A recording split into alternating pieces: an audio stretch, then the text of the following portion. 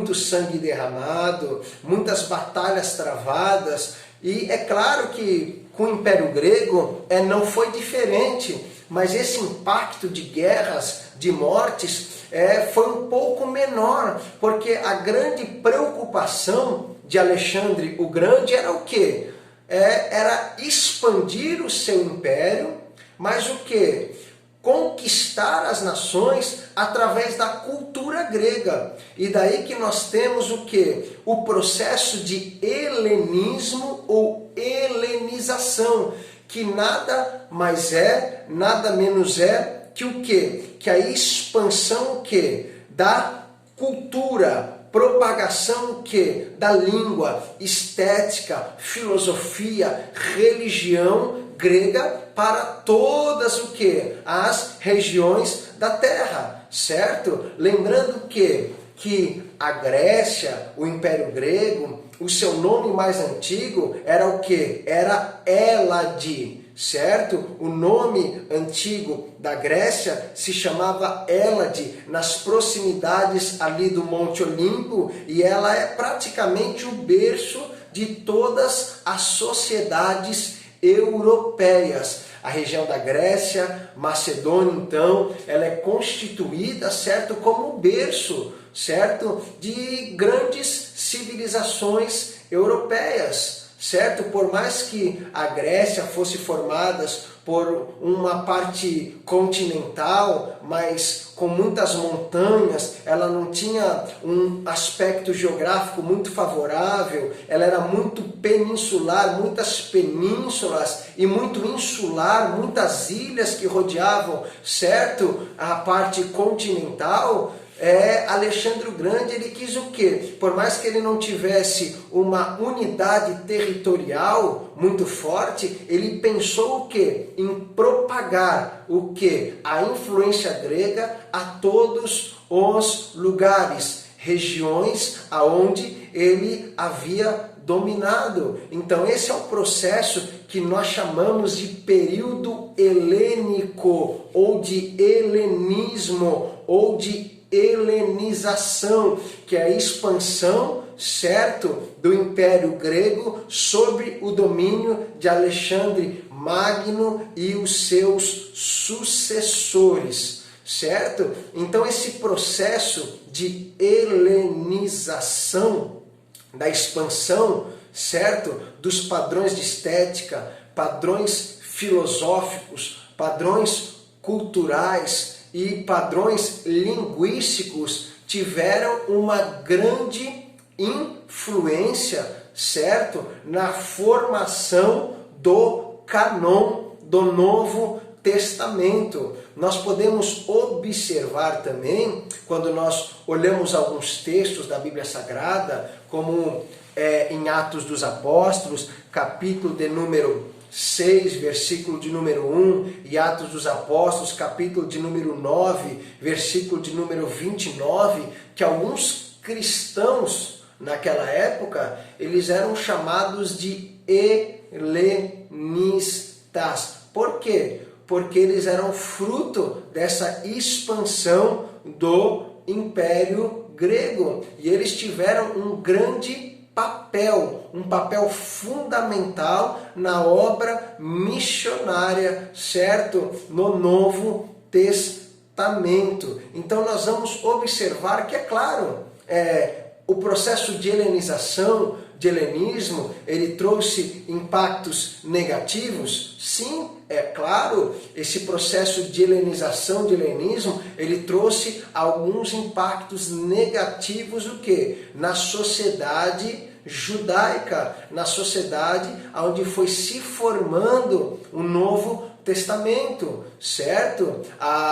Como nós vamos falar na próxima aula, trouxe um impacto grande na religião, na filosofia, no pensamento, certo? Mas ele não teve apenas impactos negativos. Esse processo de helenização, Alexandre o Grande, ele foi uma pessoa muito inteligente, muito sábia. Por quê? Ele tinha uma preocupação muito grande, porque conforme ele ia expandindo de forma territorial e conquistando novos povos, a ideia dele era o quê? É que esses povos das regiões que ele estava conquistando fossem seus aliados. Mas como que eles iam, certo, conseguir interagir e se comunicar se a língua que eles falavam era uma língua completamente diferente? Iria complicar muito esse processo de domínio e de comunicação. Então, uma das grandes preocupações de Alexandre o Grande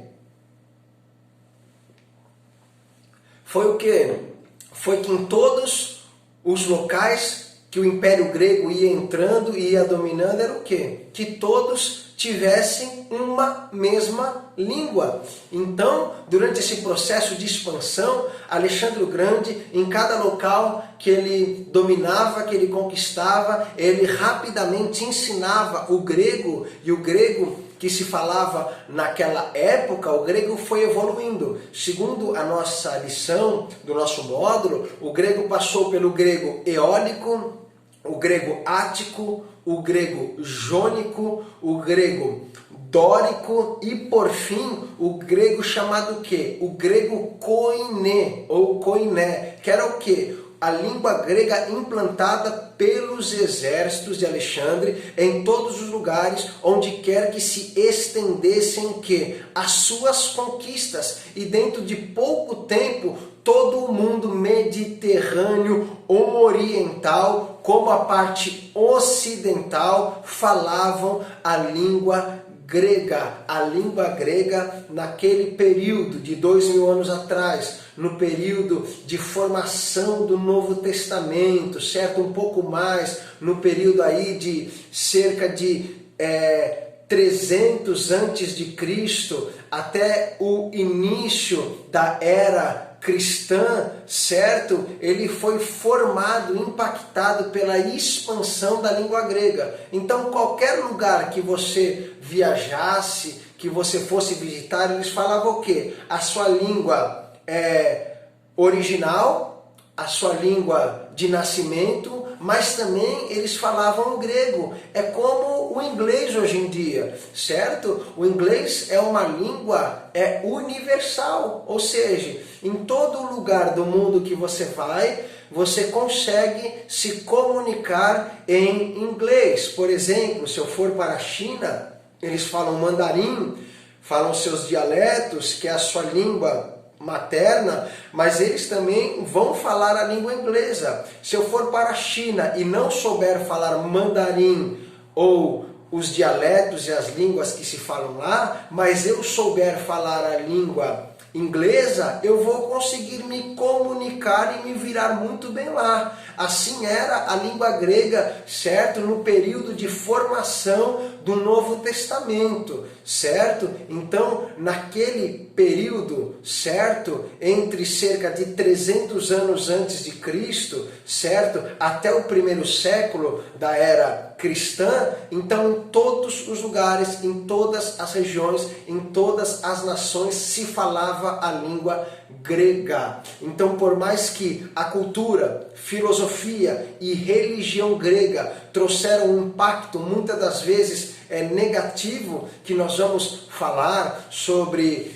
a religião grega, uma religião completamente politeísta, com muitos deuses, e esses deuses que são os deuses da mitologia grega, eles eram formados, certo, através do pensamento humano, o que foi trazendo uma ideia às futuras gerações, e até hoje que existe, que a religião é uma invenção da mente humana, não é verdade? E nós vamos observar que isto não é bem verdade, porque a Bíblia diz que existe uma religião verdadeira, que é pura e é imaculada. Nós vamos observar que a religião, a mitologia grega, certo? Através dos seus deuses, do seu politeísmo, da sua forma de prestar culto, certo? E das características dessas divindades trouxeram um aspecto negativo, certo? Na cultura, certo? Em que o Novo Testamento e os primeiros cristãos cresceram e se desenvolveram. Também a parte dos heróis gregos, nós vamos observar também uma boa parte da filosofia grega, pensamentos como o platonismo, gnosticismo, certo?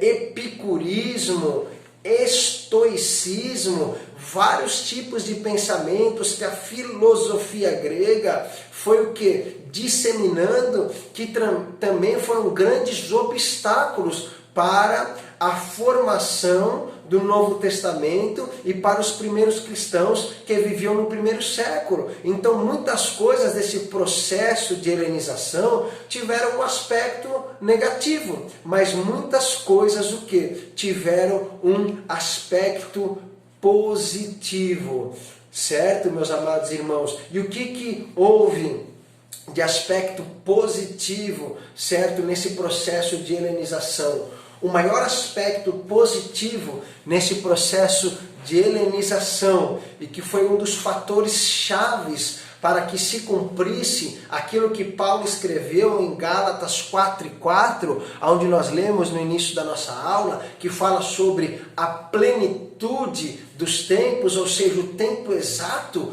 Um dos grandes fatores que contribuíram para que Deus escolhesse aquele determinado tempo, aquele determinado local para enviar o seu Filho Jesus Cristo, foi justamente um dos fatores do helenismo, que era a língua grega. Então, em todo o mundo se falava a língua grega. Nós podemos observar também que essa disseminação do vocabulário grego, da língua grega, desse grego koiné, que era um grego simples, que era implantado pelos soldados nas regiões que o império ia se expandindo, nós vamos observar que Alexandre o Grande, Alexandre Magno, ele escolheu no Egito um lugar certo para fazer como se fosse a capital do seu império. E Alexandre o Grande, no Egito, construiu uma cidade chamada Alexandria. Por isso que Alexandria tem esse nome, porque foi uma cidade formada por Alexandre o Grande para ser um local estratégico, um lugar específico do seu império. E nós sabemos que no decorrer da história, nós vamos o quê? Observar que para os gregos, que, claro, mexeram em armas, tiveram conquistas contra exércitos, mas a expansão do Império Grego ela foi muito intelectual, muito filosófica, certo? E a literatura para os gregos, ela desenvolveu um papel fundamental na cultura deles. Então, em Alexandria, o que? Alexandre o Grande, ele se preocupou em o quê? Em construir uma grande biblioteca. Então, em Alexandria, existia uma das maiores bibliotecas de todo o mundo. Então, continha exemplares de vários livros importantes. E depois da queda de Alexandre o Grande, certo? O seu general, que nós falamos, chamado Ptolomeu, certo? Que governava, que dominava ali o que? A região do Egito e de Israel. Ele foi observando aquela biblioteca que havia em Alexandria e ele notou que não havia o quê? Não havia na língua grega uma tradução do Antigo Testamento. Nós estamos falando da formação, certo? Do Novo Testamento, certo? E o Império Grego, ele vem se formando e se desenvolvendo por volta do ano de 386 antes do nascimento de Jesus Cristo, certo? Até por volta do ano de 146, certo? O Império Grego depois foi dividido em Império Ptolomeu, Seleucida, depois nós temos a revolta dos Macabeus, mas basicamente o Império Grego, Ptolomeu, Seleucida e a revolta dos Macabeus, tem tudo uma influência grega. Então, naquela época, havia o cânon do Antigo Testamento completamente formado e terminado. Então, Ptolomeu, nesta grande biblioteca de Alexandria, ele observou que o quê? Não havia uma tradução do Antigo Testamento. E o que ele fez? Ele se preocupou, ele achava necessário e ele queria muito o quê? Uma tradução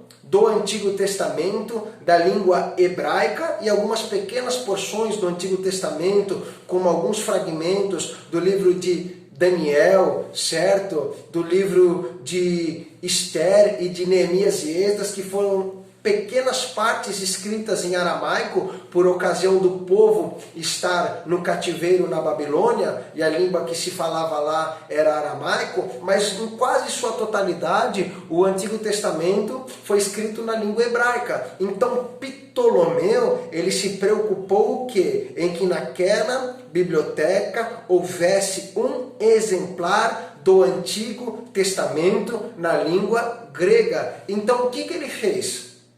Certo? Ele chamou o quê?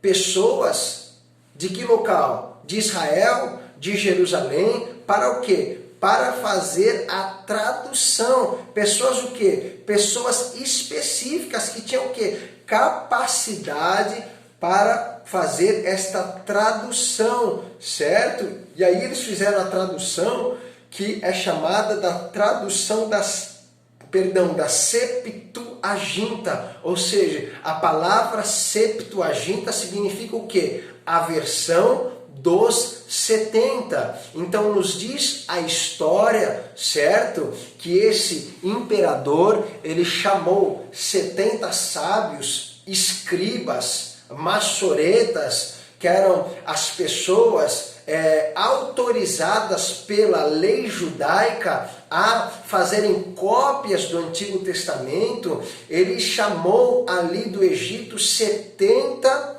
anciãos, 70 escribas, 70 maçoretas, que eram personagens, certo? Que eram pessoas que eram autorizadas pelos sacerdotes a fazer o quê? Cópias do Antigo Testamento, pois dominavam os conhecimentos da lei e dominavam à risca a língua, as regras ortográficas, e ele trouxe então para Alexandria estes 70 escribas. Algumas versões dizem que eram 71 ou 72, mas na maioria se dizem 70 estudiosos, sábios, escribas, certo? Para fazer o quê? A tradução do Antigo Testamento, da língua hebraica para a língua grega. E nos diz a história que esses 70 escribas, 70 anciãos, terminaram em 70 dias a tradução do Antigo Testamento do hebraico para o grego.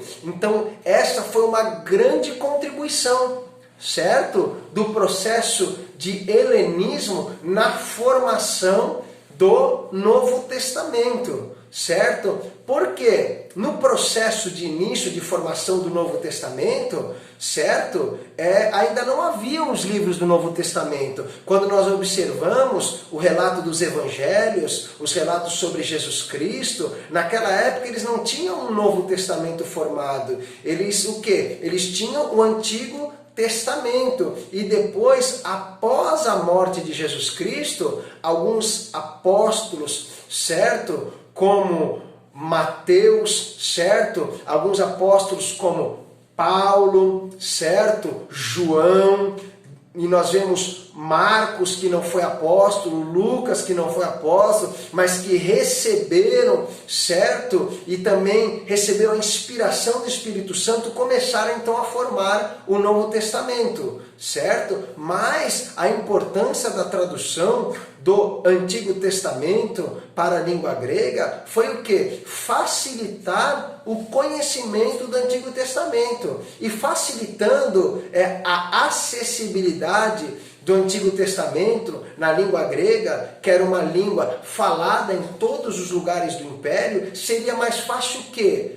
ler o Antigo Testamento, ver as profecias do Antigo Testamento, entender as profecias do Antigo Testamento e esclarecer, trazer à luz que as grandes profecias do Antigo Testamento apontavam para a vinda do Messias, para a vinda do Cristo, para a vinda de Jesus, o nosso Senhor e o nosso Salvador. Então, com o Antigo Testamento escrito na língua grega, isso ia facilitar para que quando, por ocasião do nascimento do Senhor Jesus Cristo, qualquer pessoa pudesse ler o Antigo Testamento, ver as profecias e comprovar que verdadeiramente Jesus era o Messias, o Cristo, o enviado de Deus para a salvação da humanidade. Então nós vamos ver que a tradução, certo,